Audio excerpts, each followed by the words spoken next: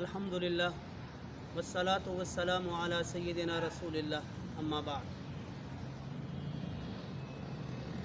آج ہمارا موضوع وطن کی محبت ہے۔ وطن کی محبت ایمان کا حصہ ہوتا ہے۔ اگر انسان کو اپنے وطن سے پیار نہیں، اس کا ایمان مکمل نہیں ہوتا۔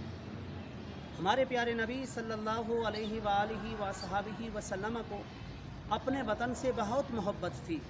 آپ علیہ الصلاۃ والسلام جب مکہ مکرمہ میں تھے تب بھی آپ علیہ الصلاۃ والسلام مکہ مکرمہ سے بہت محبت کرتے تھے۔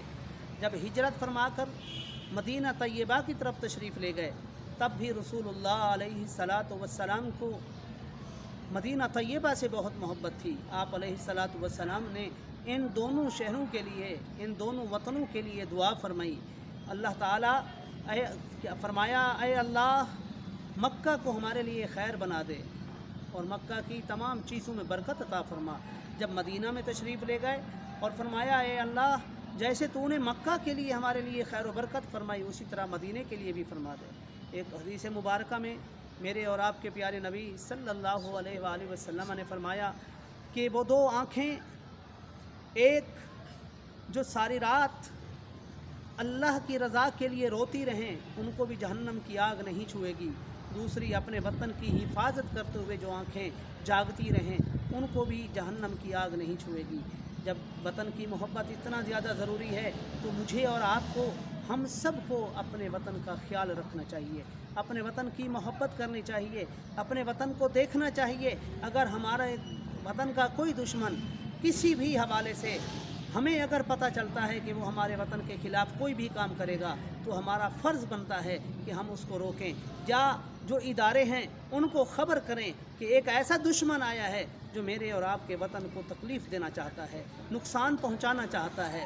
اسی وطن کی محبت میں آپ دیکھیں، جو وطن کی محبت میں جا کر بارڈروں پر لڑتے ہیں ان کے لیے رسول اللہ علیہ الصلاۃ والسلام نے شہیدوں کا رتبہ فرمایا ہے، اور شہید وہ جس کا خون کا پہلا قطرہ ابھی زمین پر جاتا نہیں ہے، اللہ تعالیٰ کا دیدار ہوتا ہے اور اللہ تعالیٰ اس کی بخشش فرما دیتے ہیں۔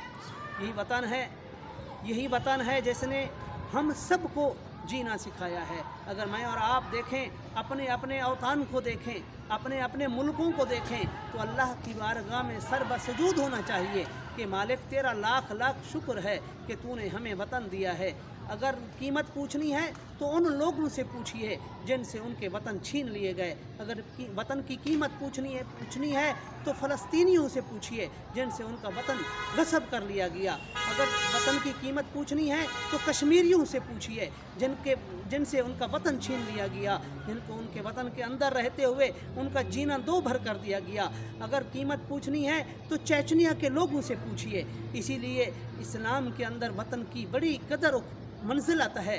مجھے اور آپ کو ہمیشہ وطن کی محبت میں رہنا چاہیے، وطن سے محبت کرنی چاہیے۔ اگر میں اور آپ وطن سے محبت نہیں کریں گے، جب انسان کو وطن سے محبت ہوتی ہے تو وطن سے ریلیٹڈ ہر اس محکمے سے محبت ہوتی ہے جو اس وطن کے لیے کام کر رہا ہوتا ہے، ہر اس شخص سے محبت ہوتی ہے جو اس وطن کے اندر رہ رہا ہوتا ہے، چاہے اس کا دین کوئی بھی ہو، انسان کو اس شخص سے محبت ہوتی ہے، چاہے وہ دوسرے دین سے تعلق رکھتا ہو، مگر آپ کے وطن کا شخص ہے۔ اسلام اس چیز سے کبھی بھی زبردستی نہیں کرتا کہ نہیں زبردستی کسی کو مومن کیا جائے، کسی کو مسلمان کیا جائے، بلکہ یہ تو دل کا سودا ہے، یہ تو دل کی بات ہے۔ جس کے دل کو اللہ تعالیٰ ایمان کے لیے چن لیتے ہیں ان کو توفیق بخشتے ہیں۔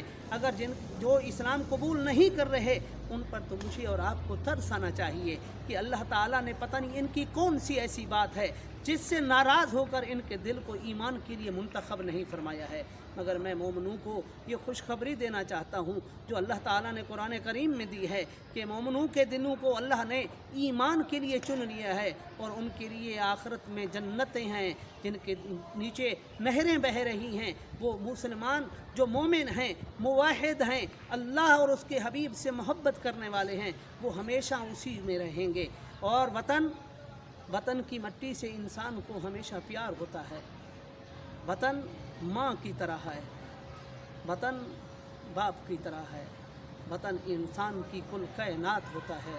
جن سے وطن چھین لیا جاتا ہے، پھر ان کے پاس کسی قسم کا کوئی ٹائم نہیں ہوتا، کوئی وقت نہیں ہوتا، کوئی چانس نہیں ہوتا کہ وہ اپنے وطن کو واپس لیں، مگر اس کے لیے بہت زیادہ قیمتیں چکانا پڑتی ہیں۔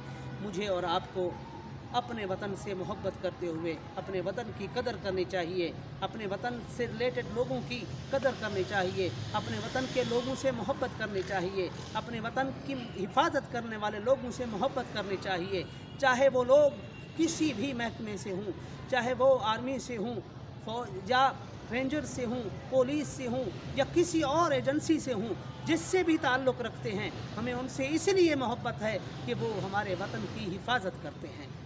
اللہ تعالی ہم سب کو وطن کی محبت نصیب فرمائے۔ وآخر دعوانا ان الحمد للہ رب العالمین۔